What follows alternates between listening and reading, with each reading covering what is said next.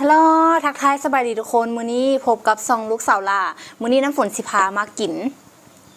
มาม่าเกาหลีเผ็ดเนาะแล้วก็สาหร่ายพวงองุ่นจ้ามาลองซิมกันเบิ่งมื้อนี้สาหร่ายกับเบาๆ1 กิโลนะจ๊ะ อ่ะเลย